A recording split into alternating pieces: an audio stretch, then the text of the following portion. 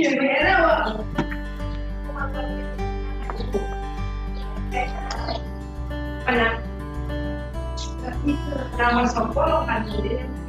mulai, Nika? Boleh Pak? Ya, Baik Pak. baik. Assalamualaikum warahmatullahi wabarakatuh. Waalaikumsalam warahmatullahi Ya. wabarakatuh. Para mahasiswa MAP UNP.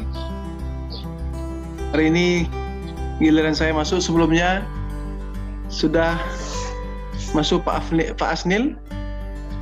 Intinya Pak Asnil tentang SOP ya. SOP pelayanan publik. Kemudian analisis beban kerja, interpretatif sistem mode untuk kebijakan publik, standar pelayanan publik.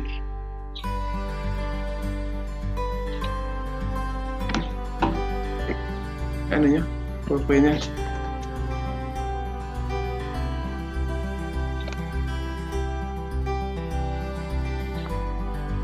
Ini digeser aja ini. Baik, saya minta perkenalan dulu. Mulai dari Nika. Sesuai background-nya. Perkenalkan Pak, nama saya Nika Saputra Pak, mahasiswa MAP S2 UNP. Background-nya di rumah saja Pak. S1-nya apa? Satunya administrasi negara Di UNP? di UNES Pak. Di UNES. Iya. Terus Pak, ini? Terima kasih Pak. Ya, oke. Pak, ini Ecil.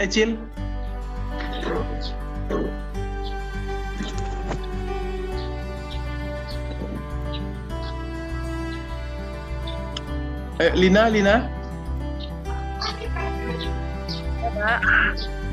Kenalkan Pak, nama saya Lina dari mahasiswa S2 MAP. S1-nya di Universitas Teguh Umar di Aceh. Sekarang tinggal di Padang Panjang, Pak. Background-nya saya masih sama administrasi negara, Pak. Oh, kerjanya di mana? Fokus kuliah, Pak. Jadi Oke. nggak kerja. Oke. Berarti kan linear. Raffi Riansah?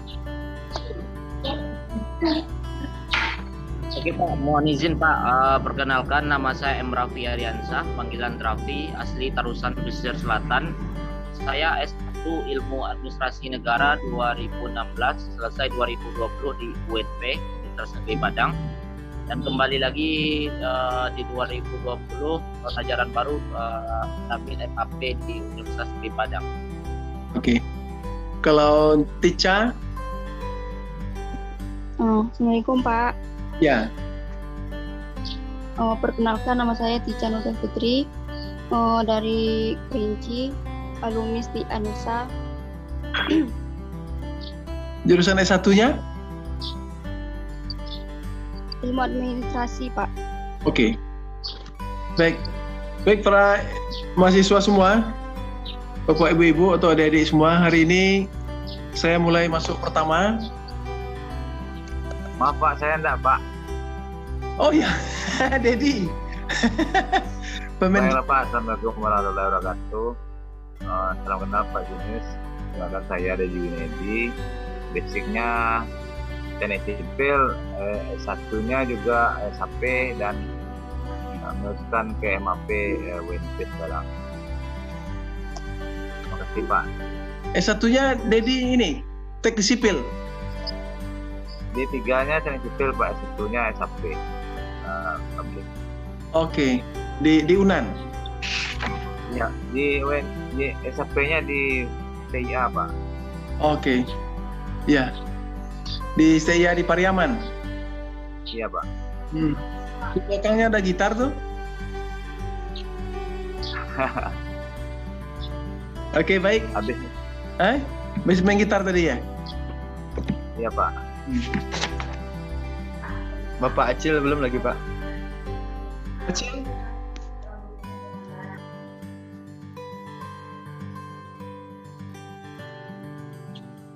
Ya, silakan.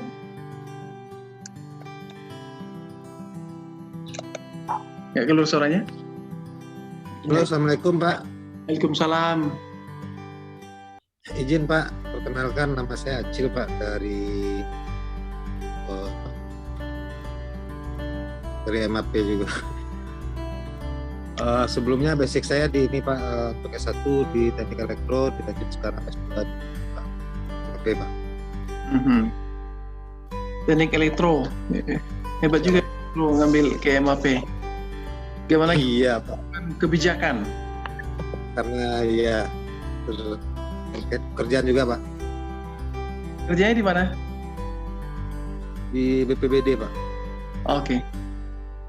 Kota Padang, Provinsi Pak. provinsi. Iya. Iya. Oke, baik. Kita mulai ya. Ya Pak. Nih, saya perkenalan. Background saya di STPDN, kemudian STIA Lembaga Administrasi Negara, kemudian MAP-nya di UGM Magister Administrasi Publik, kemudian saya lanjut juga ke IPB program doktor di program Manajemen dan Kebijakan Pengelolaan Sumber Daya Alam dan Lingkungan. Ini saya mengawal karir sebagai pegawai Pemda sampai pindah ke Jakarta di Sekretariat Jenderal Dewan Perwakilan Daerah Republik Indonesia, dan sebelum menjadi wali kota menjadi wakil wali kota Pariaman.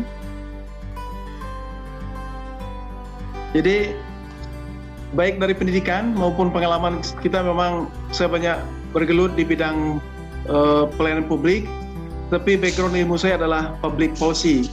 Nah, dalam Undang-Undang 25 tahun 2009 bahwa negara berkewajiban melayani setiap warga negara dan penduduk untuk memenuhi hak dan kebutuhan dasarnya dalam kerangka pelayanan publik. Itu adalah dasar kita untuk melakukan pelayanan publik. Nah, beberapa isu dalam pelayanan publik itu adalah misalnya less responsiveness, yaitu lambat respon. Jadi biasanya ketika masyarakat melakukan pelayanan publik, apa yang terjadi di beberapa sektor pelayanan publik lambat direspon. Kadang-kala dibiarkan dulu masyarakat ini berurusan, biarkan merokok dulu. Itu memang ini beberapa fenomena lama yang terjadi, dan ini adalah isu-isu yang harus diperbaiki. Kemudian juga ketika melakukan pelayanan publik, sedikit informasi yang diterima oleh masyarakat. Tidak ada papan pengumuman, tidak ada berbagai informasi tentang berbagai hal tentang pelayanan publik yang akan kita kerjakan. Kemudian juga misalnya birokrasi. Birokrasi kadang menyebabkan pelayanan publik tersebut menjadi berbelit-belit, menjadi lebih lama, dan kadang-kala budaya birokrasi yang lama ini akan mengganggu pelayanan publik. Dan juga tidak ada koordinasi dalam pelayanan publik. Misalnya kita akan mengurus IMB misalnya. IMB ini memerlukan beberapa persyaratan, misalnya ada surat keterangan izin tempat, ada izin ini dan sebagainya, dan semuanya berada di berbagai tempat yang berbeda-beda, dan berbagai informasi tentang sub pelayanan publik tersebut berbeda-beda. Ini akan sangat mengganggu percepatan pelayanan publik karena disebabkan lemahnya koordinasinya. Kemudian juga masyarakat akan terganggu pelayanan publiknya ketika dia tidak mendapatkan akses tentang pelayanan publik. Misalnya orang dari Pariaman akan mengurus paspor. Paspornya ada, misalnya diurus di Padang. Berarti aksesnya lemah untuk ini. Dia seolah menganggap bahwa mengurus paspor itu adalah suatu barang yang mewah. Ini disebabkan oleh less aksesnya. Kemudian juga tidak efisien. Beberapa isu permasalahan pelayanan publik ini tidak efisien, terjadi inefisiensi. Padahal pelayanan itu bisa dijadikan efisien, tetapi kadangkala oleh birokrasi dibuatkan menjadi tidak efisien. Dan juga pelaku pelayanan publik, operator pelayanan publik biasanya lemah mendengar komplain, saran, dan berbagai aspirasi masyarakat. Nah, banyak isu terjadi. Satu, less respon, birokrasi, less koordinasi, less informasi, less access, dan inefisiensi, dan lemahnya keinginan untuk mendengar komplain dari masyarakat. 1, 2, 3, 4, 5, 6, 7. Dari 7 ini, saya minta ada salah seorang mahasiswa, misalnya menjelaskan isu-isu lemahnya pelayanan publik disebabkan oleh birokrasi. Siapa yang berani coba? Raffi? Oke, baik Pak. Oke, baik. Pelayanan publik adalah memenuhi untuk kebutuhan masyarakat. Ya, seorang penyedia layanan publik dia harus mampu memenuhi kebutuhan masyarakat. Nah, salah satu yang sering kita temukan adalah persoalan SOP, standar operasional prosedur, yang sudah jelas di setiap instansi pelayanan publik itu wajib ada yang SOP yang Ya, kenapa hilang suaranya? Setiap waktu layanan yang diberikan, pelayanan apapun yang akan kita dapatkan itu jelas waktunya berapa lama dan berapa hari habis waktunya. Jadi salah satu yang kesalahan pelayanan publik yang kita sering temukan, salah satu yang kita lihat adalah ketika ada keterlambatan layanan atau penundaan berlarut. Nah, nanti kan bisa impact-nya ini ke maladministrasi, Pak. Maladministrasi itu kan salah satunya adalah penundaan berlarut juga. Berarti ditunda-tunda dalam pemberian pelayanan. Saya mau makan dulu, terus saya mau ngopi dulu nanti ya. Jadi akhirnya lanjut. Tersebut maladministrasi baru, Pak. Jadi kadang-kala operator pelayanan publik tersebut atau pelaku pelayanan publik itu menghilangkan SOP atau seolah menutup SOP yang sebetulnya standar pelayanannya telah ditentukan. Betul. Raffi sudah. Ya. Sekarang kita mau less responsiveness dari Nika Saputra. Pak, kurangnya respon dari, kalau sekarang Pak sudah banyak ini kondisi dari birokrasi Pak, untuk kekurangan respon dari birokrasi untuk pelayanan publik sekarang bisa dikatakan minim Pak. Soalnya pelayanan publik banyak sekarang berbasis internet Pak. Jadi saya saja di Kota Padang untuk mengurus surat penelitian kemarin Pak cepat, mengurus KTP kemarin juga cepat Pak. Untuk isunya sekarang mungkin sudah berkurang Pak. Oke. Bagi yang sudah memakai layanan internet atau layanan yang sudah berinovasi gitu Pak. Oke. Lanjut. Coba les informasi. Tica Nurda Fitri.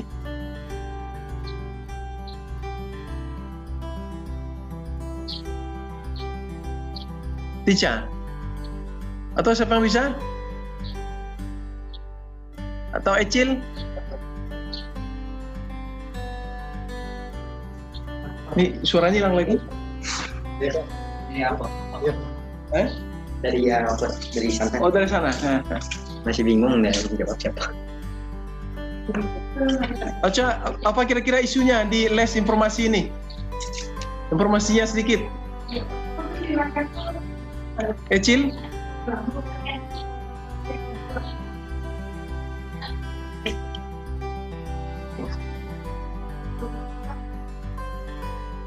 Ini suaranya nggak keluar?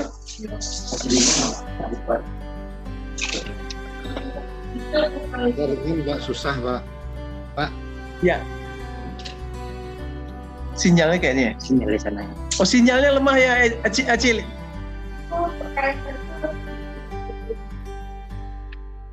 Oke, kita lanjut.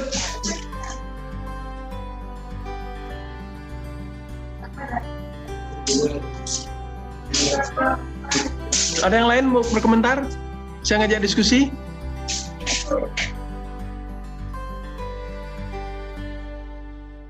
Tapi yang belum. Baik Pak, ya coba les informasi ini Pak. Kalau menurut saya les informasi adalah kurangnya informasi dari pelayanan publik kepada publik. Beberapa hal yang dilakukan oleh kurangnya sarana dan prasarana untuk menyampaikan informasi seperti media internet, fasilitas internet yang ada yang difasilitasi untuk memenuhi pelayanan kepada publik. Mungkin itu saja, Pak.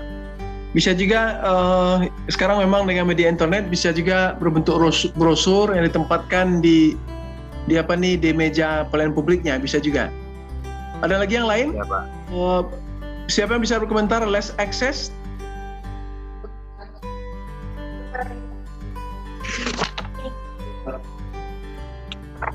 Oke, kita lanjut lagi.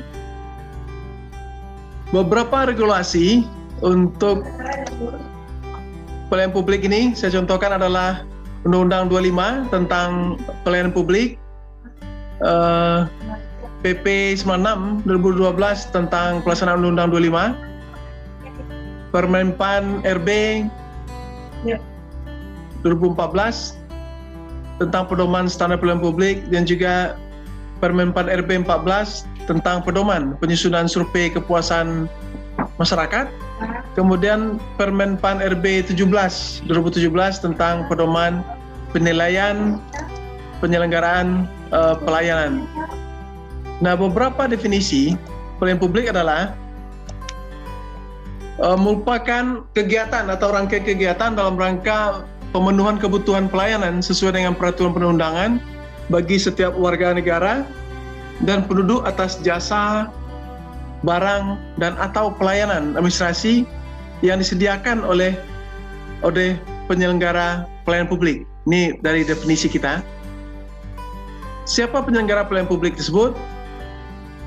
Disebut penyelenggara adalah setiap institusi penyelenggara negara, koperasi, lembaga independen yang dibentuk berdasarkan undang-undang untuk kegiatan pelayanan publik, dan badan hukum lain yang dibentuk semata-mata untuk kegiatan pelayanan publik. Nah, saya misalkan setiap institusi penyelenggara negara, jadi public policy, penyelenggara pelayanan publik ini nggak hanya lembaga pemerintah atau lembaga negara, tapi juga bisa perusahaan yang dibentuk berdasarkan undang-undang misalnya. Misalnya perusahaan perbankan, BRI, BNI melakukan pelayanan publik di bidang perbankan. Dia bergerak atas nama koperasi. Kemudian penyelenggara negara bisa juga di pemerintah daerah, termasuk di KPU juga penyelenggara negara yang melaksanakan pelayanan publik di lembaga demokrasi, dan juga lembaga independen yang dibentuk berdasarkan undang-undang. Banyak lembaga negara yang ada, semuanya adalah untuk melaksanakan pelayanan publik. Nah, beberapa asas panggilan publik itu adalah kepentingan umum, untuk kepentingan umum. Yang kedua, harus memiliki kepastian hukum. Jadi, kemudian yang ketiga, kesamaan haknya. Jadi setiap warga negara memiliki hak yang sama untuk menerima pelayanan. Saya misalkan ada hak warga negara untuk menerima akses terhadap APBD misalnya, anggaran desa misalnya. Sehingga kami di anggaran desa, misalnya saya contohkan di Pariaman, membuat papan pengumuman di samping ketua desa untuk apa digunakan anggaran desa dan untuk apa pengeluarannya dan apa aja poin-poin anggarannya. Itu dijelaskan di papan pengumuman. Dan juga di anggaran APBD, setiap warga negara atau publik bisa mengakses haknya untuk menerima informasi tentang berbagai hal anggaran daerah ini. Termasuk juga ketika ada tender misalnya, bisa dilihat di website di pemerintah kota. Saya contohkan di Pariaman, di lembaga lelangnya, semua warga berhak yang sama untuk hal ini. Kemudian juga keseimbangan hak dan kewajiban nih. Kemudian asasnya juga ke profesional. Jadi dalam penyelenggaraan pelayanan publik itu, aparat penyelenggara harus bersifat profesional, ahli, atau melaksanakan pelayanan publik ini sesuai dengan bidang tugas atau tugas negara yang diberikan kepada mereka. Itu kemudian asasnya yang lagi adalah partisipatif. Kemudian persamaan perlakuan, tidak diskriminatif. Setiap warga negara sama perlakuannya. Kemudian open atau keterbukaan. Kemudian akuntabilitas. Kemudian fasilitas dan perlakuan khusus bagi kelompok rentan. Makanya di kantor-kantor pelayanan publik tersebut ada jalan khusus untuk tunanetra misalnya, dan juga ada fasilitas untuk orang yang menggunakan kursi roda misalnya, itu ada fasilitas khusus bagi kelompok rentan. Dan juga mungkin pelayanan khusus bagi wanita hamil misalnya, itu ditentukan juga sehingga mereka tidak perlu lama-lama antri tetapi melapatkan jalur khusus atau privilege khusus untuk menerima pelayanan publik. Dan juga asas lain adalah ketepatan waktu.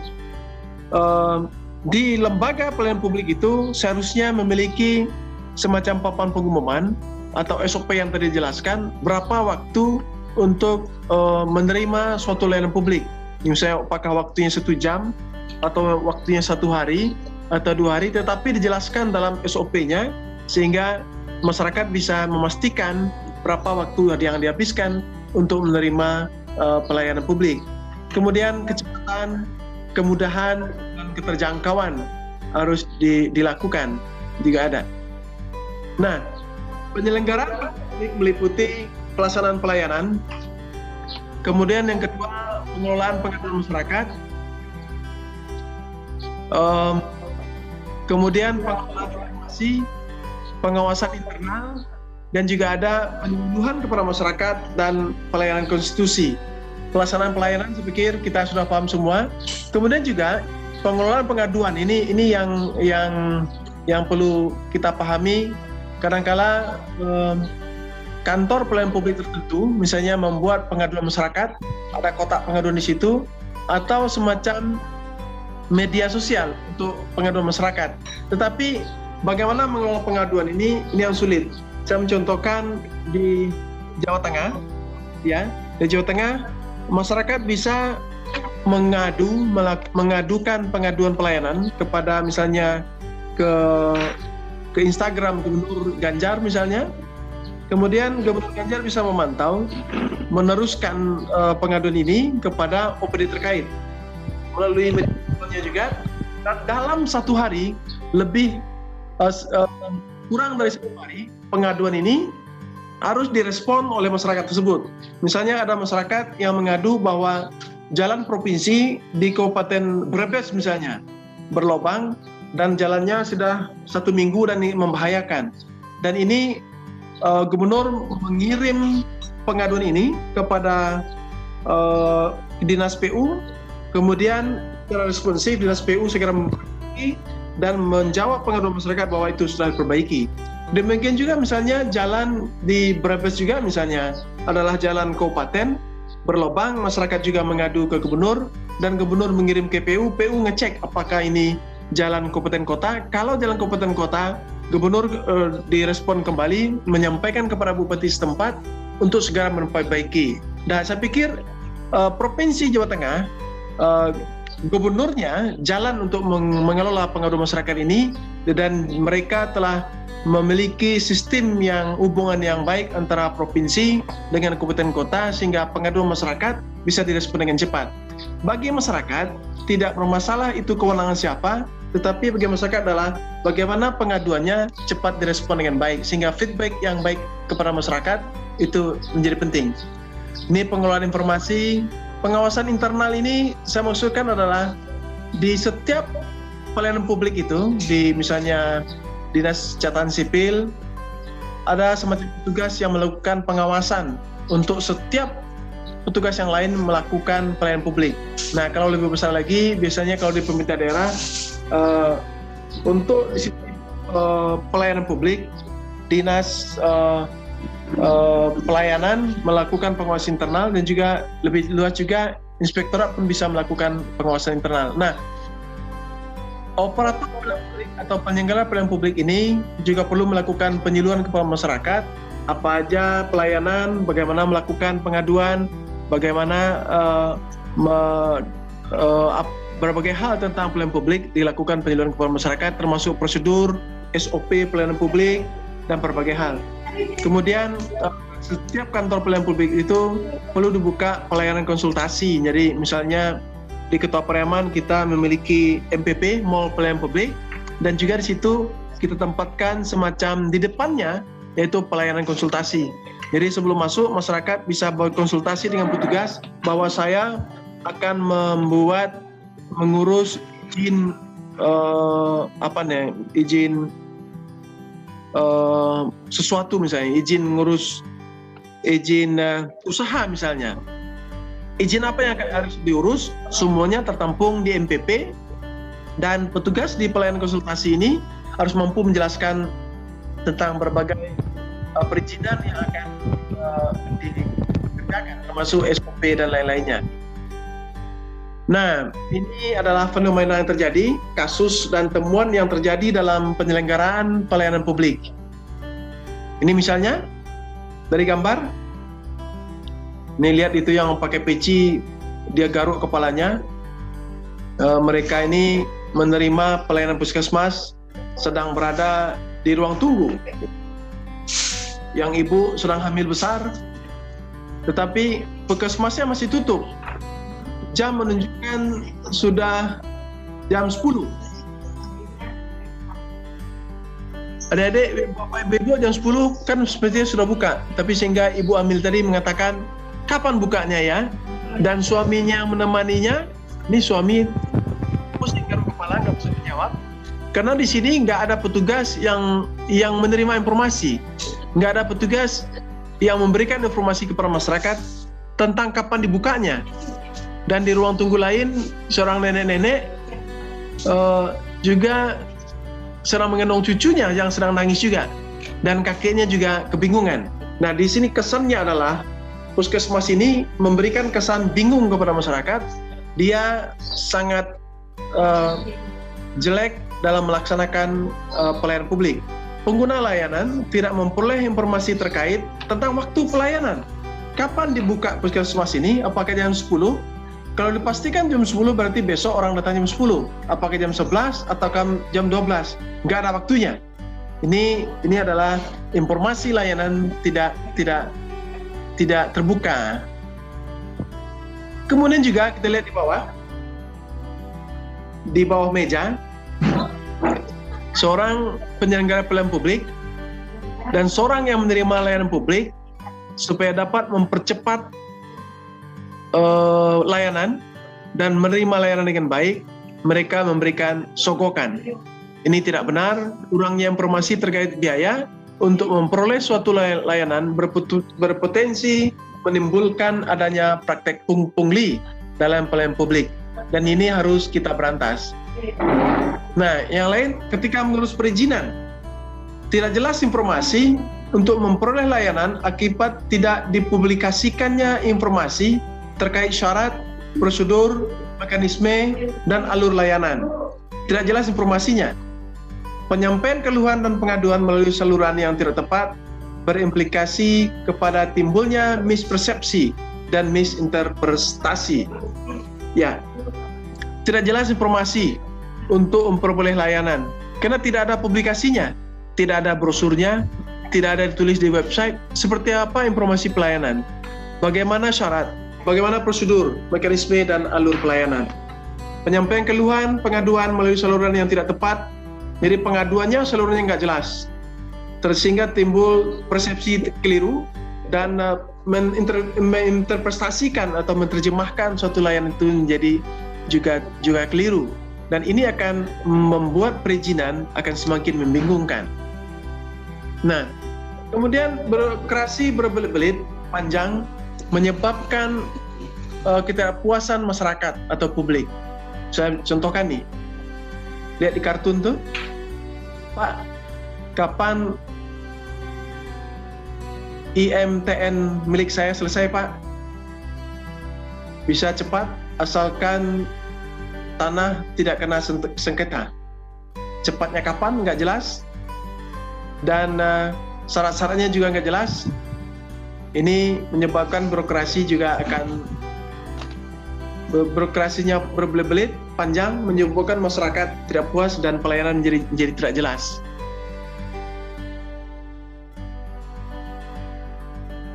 Coba lihat gambarnya. Ini kalau kita nggak bisa mengelola antri, kayak crowded seperti di pasar, dan biasanya ini suasananya panas dan hati pengguna layanan juga akan semakin panas. Nah, coba kita bayangkan kalau dibuat sistem kiwi atau antri. Belum optimal sistem pengelolaan antrian bagi pengguna layanan. Permasalahan masyarakat terhadap layanan yang diterima, tidak ada informasi standar pelayanan yang dipublikasi secara luas, jelas, dan mudah diakses sehingga menyebabkan persepsi ada. Contoh kan? Ini menyebabkan pungutan liar. Yang kedua, masyarakat tidak tahu mekanisme dan prosedur yang harus dilakukan. Kemudian masyarakat tidak tahu persyaratan yang diperlukan. Kemudian tidak ada kepastian waktu pelayanan yang diberikan. Ini adalah permasalahan-permasalahan masyarakat terhadap pelayanan yang diterima. Ini rangkuman dari berbagai pengaduan dari suatu pelayanan publik. Nah, strateginya dalam upaya meningkatkan kualitas penyelenggaraan pelayanan publik, apa strateginya untuk meningkatkan kualitas pelayanan publik? Ya, yang pertama, kita menyediakan standar pelayanan. Komponen standar pelayanan yang harus dipublikasikan, pertama, persyaratan. Apa aja persyaratan dalam mengurus suatu perizinan misalnya? Apa aja persyaratan untuk menerima suatu pelayanan publik misalnya? Yang kedua, sistem dibuat, mekanisme dan prosedur. Yang ketiga, jangka waktu pelayanan dipastikan 1 hari, 2 jam atau berapa hari. Yang keempat, biaya tarif harus dijelaskan. Untuk mengurus misalnya suatu perizinan misalnya, tarifnya berapa harus dijelaskan di awal sebelum pelayanan. Kemudian produk pelayanan, kemudian penanganan pengaduan saran, masukan dan apresiasi. Ini kotak saran. Kemudian yang kedua, penetapan dan publikasi standar pelayanan. Yang pertama, disusun dan ditetapkan dengan pelibatan partisipasi masyarakat. Ini penetapan standar pelayanan, penetapan dan publikasi standar pelayanan, penetapan standar pelayanan disusun dengan melibatkan masyarakat. Yang kedua, ditetapkan melalui keputusan Kepala Unit Penyelenggara Pelayanan. Misalnya, dia Kepala Dinas Catatan Sipil, standar pelayanan ini diputuskan melalui keputusan Kepala Dinas Catatan Sipil. Kemudian diaplikasikan di ruang pelayanan secara elektronik maupun non-elektronik. Nah, misalnya standar pelayanan, SOP-nya diputuskan oleh Kepala Dinas, ditetapkan melalui keputusan SK Kepala Dinas, kemudian dipublikasikan di ruang pelayanan secara elektronik maupun non-elektronik. Kemudian penyediaan standar, persyaratan KTP elektronik karena hilang atau rusak misalnya. A, KTP rusak, atau kopi beberapa persyaratan. Ini contoh standar pelayanan komponen persyaratan dan komponen alur layanan. Ini beberapa persyaratan dijelaskan di depan. Kemudian persyaratan KTPL karena perubahan data. Kita mau merubah KTP untuk merubah data misalnya. Apa syaratnya? Fotokopi KK setelah dilakukan perubahan, KTP elektronik lama pun dilampirkan. Ini persyaratan, misalnya KTP kita hilang atau rusak, ini syaratnya. Kalau kita ingin merubah datanya, misalnya orang yang bujangan, dia kawin, merubah data KTP-nya. Atau dia sudah kawin, kemudian istrinya meninggal. Dia ingin merubah duda misalnya. Syaratnya adalah kakak dilampirkan yang perubahan, kemudian KTP lama pun dilampirkan kembali. Nah, alur pelayanan KTP ini, yang rusak ini alurnya pun jelaskan. Pemohon ya masuk ke petugas pendaftaran melakukan input data ke operator, kemudian persetujuan cetak KTP elektronik, kemudian KTP cetaknya, kemudian waktunya ditentukan dalam 25 menit selesai. Ini adalah salah satu contoh pelayanan ketika KTP kita hilang hanya dalam waktu 25 menit sebelumnya telah melengkapi persyaratan KTP hilang, yaitu KTP rusak atau hilang itu fotokopinya, fotokopi kartu keluarga atau surat keterangan hilang dari kepolisian, KTP yang hilang tadi. Ini adalah satu contoh menyediakan standarnya. Nah, ini website pemerintah Kota Pariaman, Dinas Kependudukan Catatan Sipil tentang standar pelayanan dibuat melalui SK Kepala Dinas. Ini contoh standar pelayanan para dinas Dukcapil Kota Pariaman dipublikasikan melalui website Dinas Dukcapil Kota Pariaman. Ini adalah maklumat pelayanan harus kita sediakan, merupakan pernyataan komitmen untuk menyelenggarakan pelayanan. Dengan ini kami menyatakan sanggup menyelenggarakan pelayanan sesuai standar pelayanan yang telah ditetapkan, dan apabila kami melanggar, kami bersedia menerima sanksi sesuai dengan ketentuan-ketentuan yang berlaku. Bagi saya sebagai wali kota di Pariaman, setiap pelayanan ini kepala dinasnya harus membuat komitmen ini, dan kalau melanggar dan dicek dari pengadu masyarakat dan dilakukan cross check kembali, kita bisa melakukan menegur kepala dinas yang bersangkutan. Ini merupakan pernyataan kesiapan menerima sanksi apabila melanggar ketentuan. Sampai di sini ada pertanyaan para mahasiswa? Nika? Dedi? Belum, Pak. Belum? Atau udah mau buka puasa? Tica ini kenapa nggak live ininya? Aman. Iksan?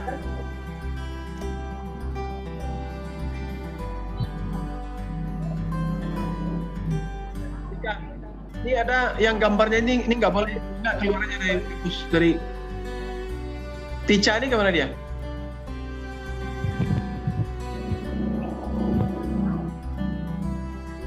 Sampai aku. Oh, Tica? Oke, kita lanjut ya.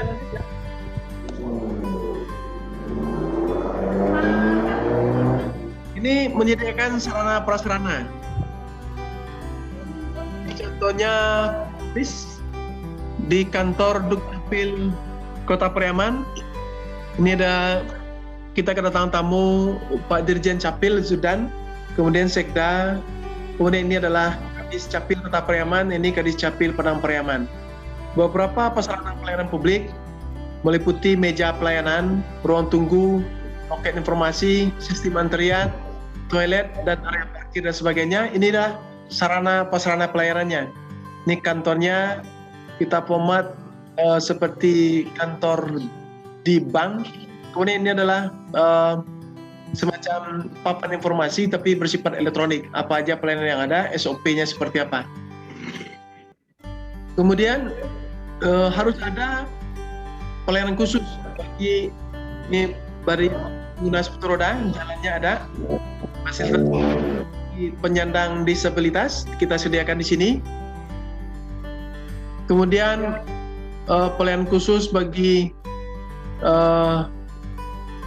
penyandang disabilitas, lansia, ibu hamil dan sebagainya. Ini lansia, ada juga touchscreen-nya, kemudian bayi, ibu hamil dan berbagai disabilitas.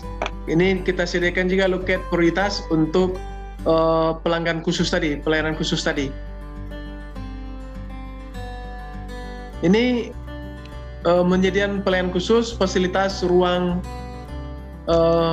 pojok baca kita sediakan supaya menghilangkan kesan boring atau bosan di pelayanan publik.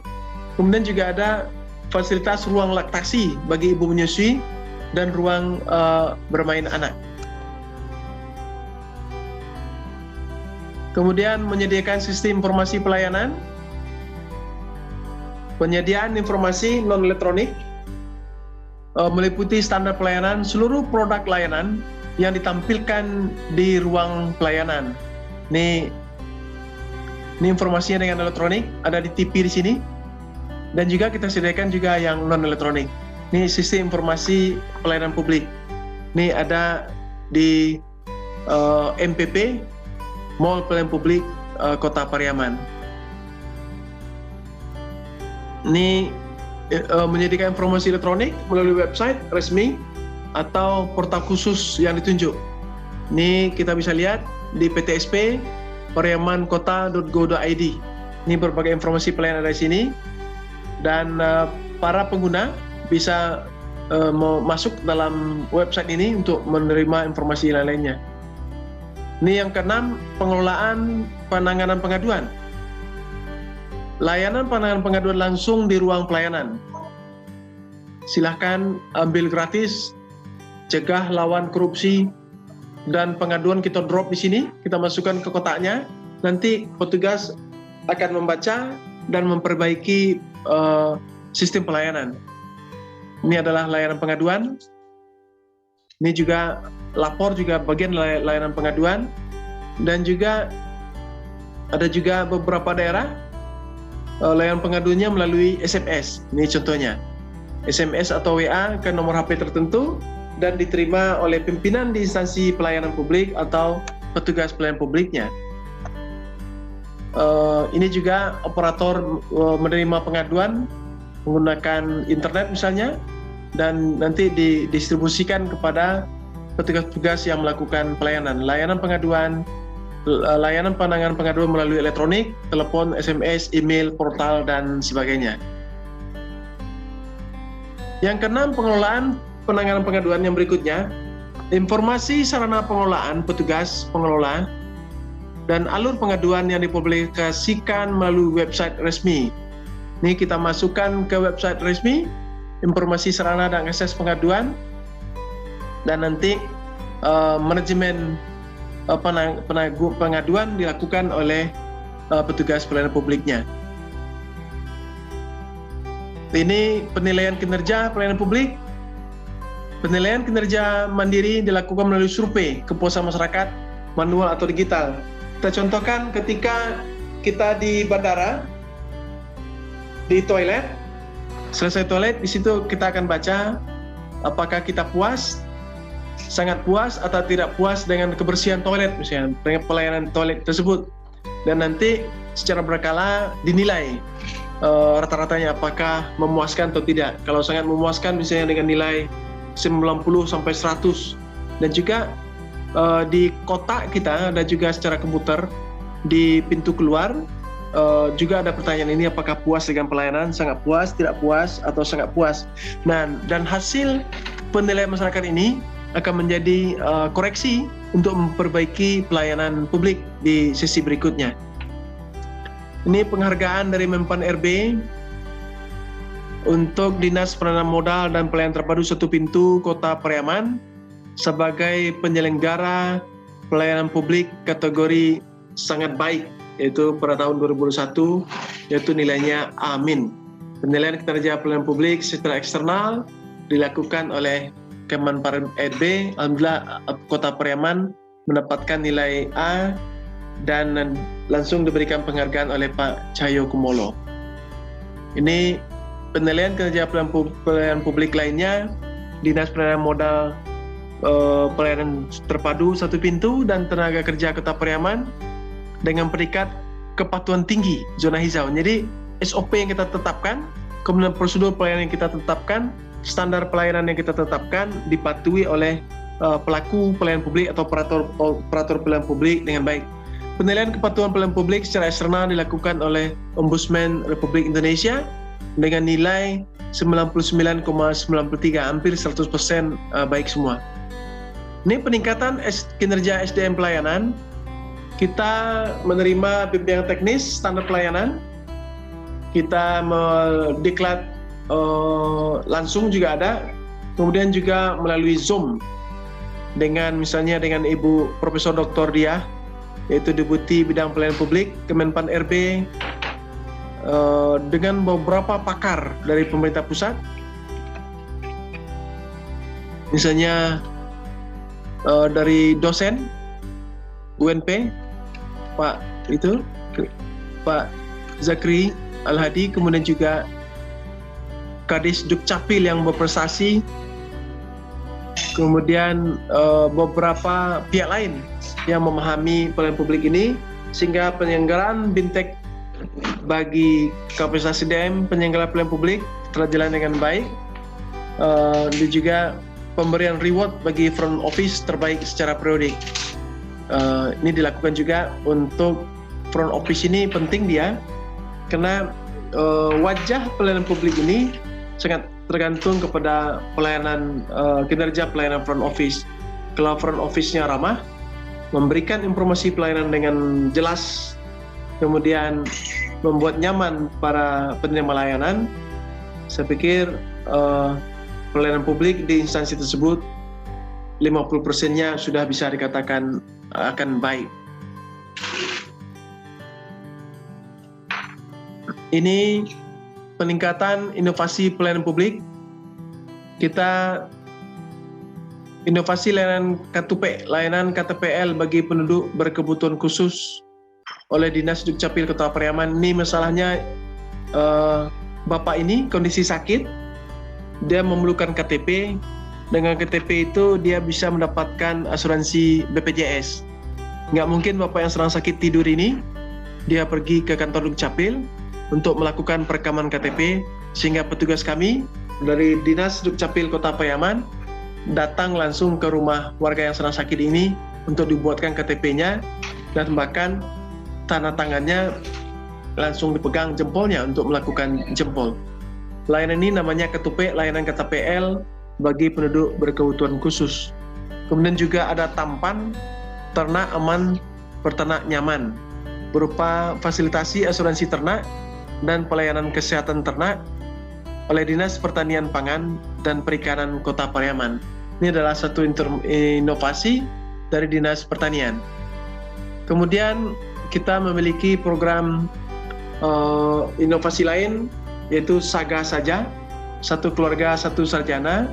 Pemerintah Kota Pariaman menguliahkan anak-anak tidak mampu, miskin, ke beberapa perguruan tinggi yang bersifat vokasi yang kerjasama dengan kita. Hari ini kita juga kerjasama dengan Telkom University untuk mengirim anak-anak Kota Pariaman, sehingga tesnya langsung dilakukan di Kota Pariaman, nanti dia kuliah ke Bandung. Beberapa perguruan tinggi lain, UI kita juga kerjasama untuk meningkatkan inovasi pelayanan publik di bidang pendidikan. Kemudian Politeknik Pelayaran, Politeknik Kelautan, kemudian Politeknik Negeri Padang juga kita melakukan. Tapi intinya adalah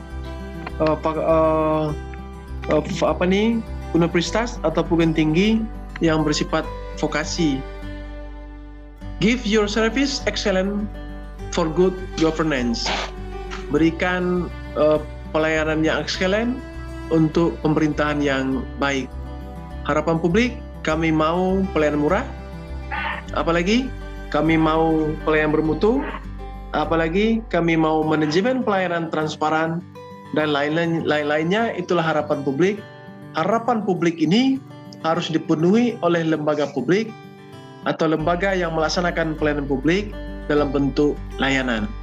Saya pikir sekian yang saya sampaikan. Ini beberapa referensi, dan kawan-kawan mahasiswa bisa mengambil PowerPoint ini dan nanti dijelaskan. Dan karena itu di akhir ini ada yang bertanya? Udah jam berapa ya?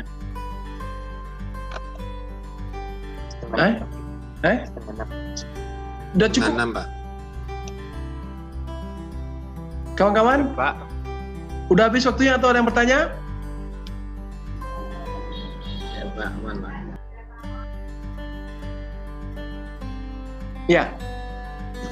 Ada yang bertanya, Raffi? Aman, Pak. Kena mau puasa ya? Dedi? Aman Pak, sudah jelas Pak. Udah jelas. Kalau gitu, minggu depan sebelum kita mulai, saya minta semua mahasiswanya menyampaikan studi kasus yang berdasarkan PowerPoint saya tadi. Studi kasus di tempatnya dan jelaskan seperti saya menjelaskan tadi. Ya? Oh ya Pak, PowerPoint-nya boleh di-share Pak? Boleh nanti di-share oleh ajudan saya.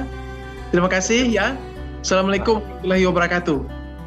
Waalaikumsalam. Terima kasih Pak. Terima kasih Pak. Terima kasih banyak Pak. See ya.